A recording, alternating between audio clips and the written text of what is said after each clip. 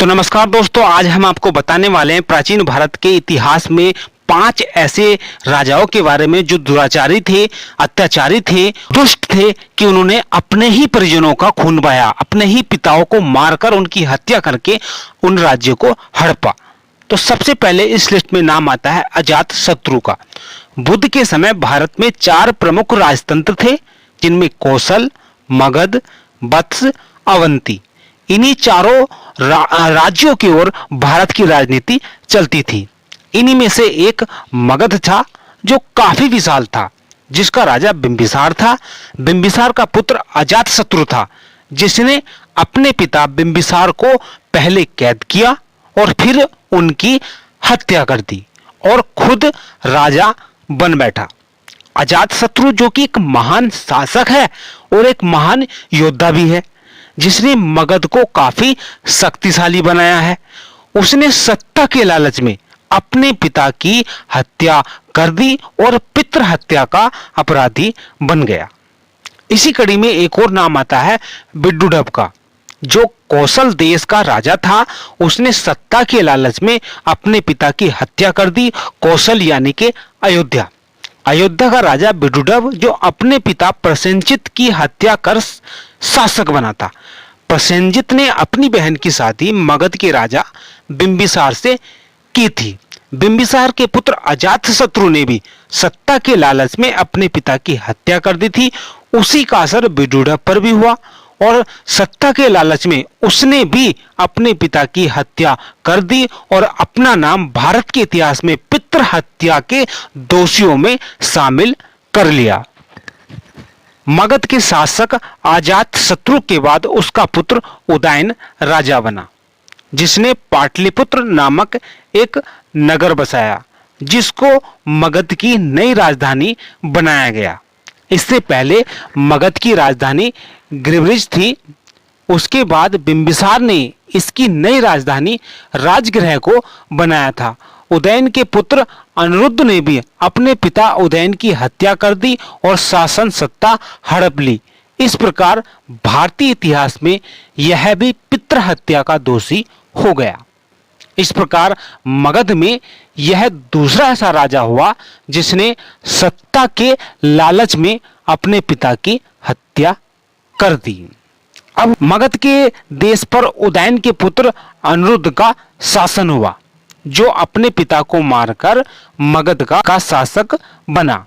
अब मगध की नई राजधानी पाटलिपुत्र थी, जिसको अनिरुद्ध के पिता अजातशत्रु के पुत्र उदयन ने बसाया था और मगध की नई राजधानी बनाया था।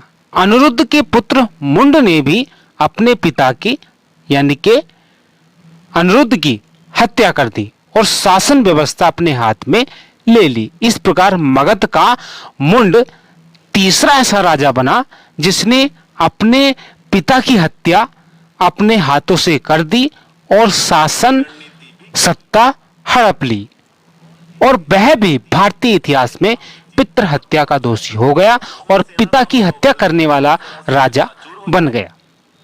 अब मगध की गद्दी पर मुंड बैठा, जो अजातशत्रु का प्रपौत्र था और अनिरुद्ध का पुत्र था। इसने भी सत्ता के लालच में अपने पिता अनिरुद्ध की हत्या कर दी थी और राजगद्दी हत्या ली थी और मगध पर शासन करने लगा। यह भी भारतीय इतिहास का ऐसा राजा बना जो अपने पिता को मारकर राजा बना और भारतीय इतिहास में पितृ हत्या करने वाला शासक बन गया। मुंड के बाद नागदासक को मगध पर राज करते बताया गया है। श्रीलंका में लिखे गए बौद्ध ग्रंथों में इन सभी घटनाओं का उल्लेख मिलता है। उसी में यह एक उल्लेख मिलता है जिसमें बताया गया है कि मुंड के बाद मगध की गद्दी पर उसका पुत्र नागदासक बैठा। इसने भी अपने पिता मुंड की हत्या कर दी थी और मगध की सत्ता अपने पिता से छीन ली थी। इस प्रकार यह भी भारतीय इतिहास में पितृ हत्या करने वाला राजा बन गया। अब आता है नाम सम्राट अशोक का।